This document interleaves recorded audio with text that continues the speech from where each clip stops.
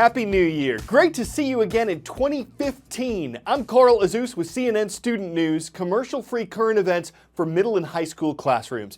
First up this January 5th, remembering two New York City policemen. Thousands gathered yesterday for the funeral of Officer Wenjian Liu. Thousands attended the previous weekend's funeral of Officer Rafael Ramos.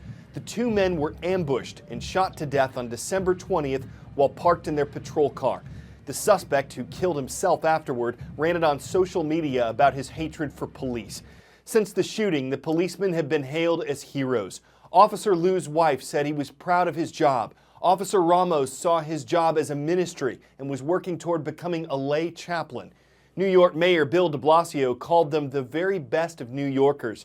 But many police turned their backs on the mayor as he spoke. During protests of recent police killings in Ferguson, Missouri and New York, Mayor de Blasio was criticized for appearing to support the protesters and not the police. Leaders encouraged them to lay their anger aside out of respect for the slain officers. A few days after Christmas, America's formal combat mission in Afghanistan came to an end. What does that mean?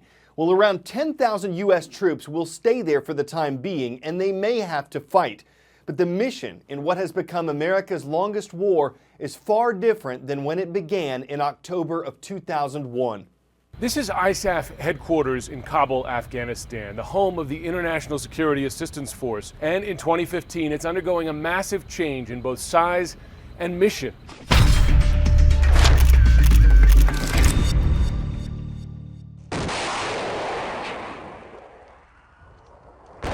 After 13 years of a combat mission here following the attacks of 9/11, it is now transitioning to a train, advise, and assist mission, helping Afghan security forces secure the country.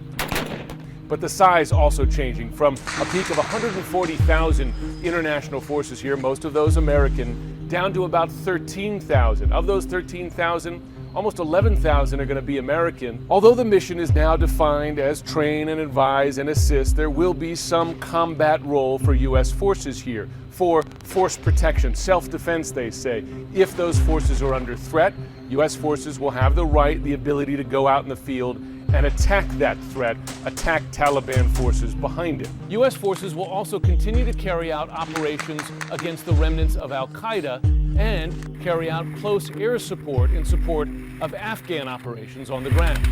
Now, you speak to commanders here, and they say there are differences between Iraq and Afghanistan, so that the withdrawal will not lead to the same situation we saw in Iraq, a collapse of the local security forces and there the advance of ISIS.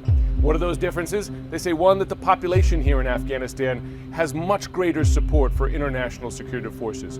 They also say that the Afghan security forces are much more advanced, already leading, they say, 99% of missions here. So what happens if U.S. forces believe that Afghan forces cannot continue to secure the country? Will they have the latitude, the flexibility, perhaps to extend the mission or change the mission over time? That remains an open question. But already, after more than 13 years here, the U.S. mission, the international mission in Afghanistan, much longer than anyone expected, and it is changing dramatically.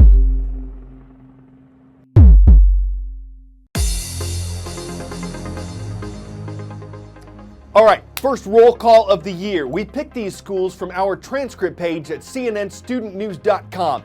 First one today is from Cheonan, South Korea. Cheonan Osung Middle School is on today's roll. Call it the Wolverine State, call it the Great Lakes State, call it pure Michigan. The Indians are online at Hartford High School in Hartford. And in the first state, Delaware, we're aware of the Conrad Schools of Science. Hello to the Redskins in Wilmington.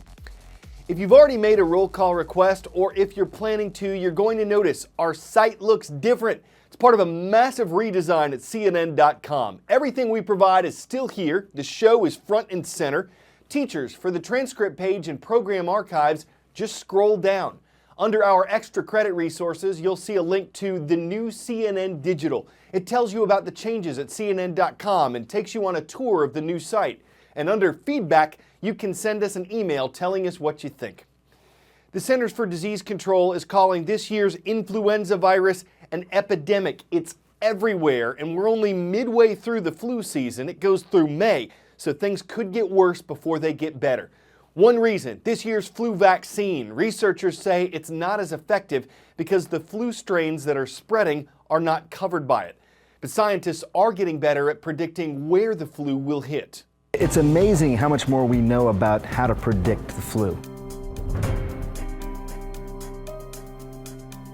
What they're trying to do now is predict the flu very much in the way that you predict the weather. Hurricane season. NOAA is predicting a below average season. Many parts of the state were under a hurricane warning early Thursday. I know, all kidding aside, we don't always get the weather right, but this is pretty interesting. They use mathematical modeling to sort of predict where flu virus is going to be most dominant, but then they look at real-time data, and the real-time data is fascinating. People searching for flu on Google, for example, and they assimilate all that information to give you what are called hotspots, but they can go even deeper than that. This is a particular project that comes out of the Columbia School that you can actually figure out which week is going to be the worst in your particular city.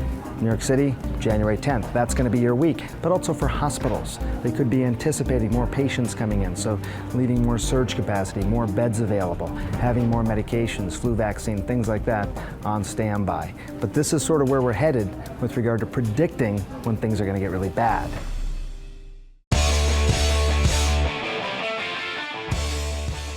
It was in 1949 that 1984 was published. George Orwell's classic novel that many of you are required to read envisioned a world of misery 35 years into the future.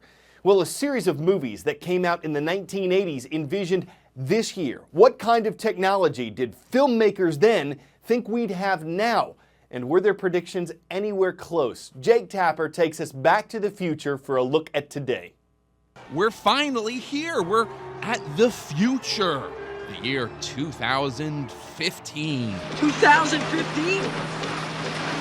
You mean we're in the future? And it is exactly as Back to the Future from 1985. Where we're going, we don't need roads. And its sequel, Back to the Future Part 2, Foretold. Yes, that stretch included a future with hoverboards and flying cars. I need to borrow your hoverboard. Now, hoverboards aren't exactly ubiquitous yet. This Funny or Die spoof from last year sure looked convincing. It even featured Doc Brown and legendary skateboarder Tony Hawk. But just a few weeks ago, this video popped of Hawk riding a prototype of an actual hoverboard from Hendo Hoverboards. Now, how about those flying cars? Hey, right on time. Cars these days are still a ground-based technology, but there is something of a tech race going on to create the first flying car. The Massachusetts firm Terrafugia has been working on a model, as well as iTech, which sells a flying dune buggy today. We're still waiting on those self-lacing shoes from Nike. In 2009, the shoe giant filed a patent for that technology, but no sign of them hitting stores just yet, nor self-adjusting jackets. I'm adjusting fit. So the film was a little optimistic, and in some cases, completely off. System works swiftly in the future now that they've abolished all lawyers. 3D movies are big at the box office, even if we never got to Jaws 19 or a hologram attacking movie poster. But on the small screen, nailed it. Okay, I want channels 18, 24, 63. And those teleconferences on flat-screen TVs looked like pure sci-fi fiction in 1989, but today flat-screen TVs are everywhere, and you can video conference on your cell phone even. Though phones were one area where the movie really whiffed. Payphones dot the set, but they're almost nowhere to be found today. And fax machines, though they're still around, barely, played a huge role in that movie's fake future. When it comes to the McFlys at dinner, we're still waiting on those instant pizzas and ceiling-mounted gardens. But we did get kids preoccupied by their own digital worlds. Of course, instead of iPhones and iPads, the film used glasses-based devices. Of course, you can pick up a call today on your Google Glass. Hello? Hello, anybody home? Jake Tapper, CNN, Washington. Well, our time for the day is past, 10 minutes in the future from when we started last. Thank you for the present of letting us present a look at the present. We predict we'll be back for a future show tomorrow. Time will tell if you'll join us then. We hope you will. I'm Carl Azus for CNN Student News.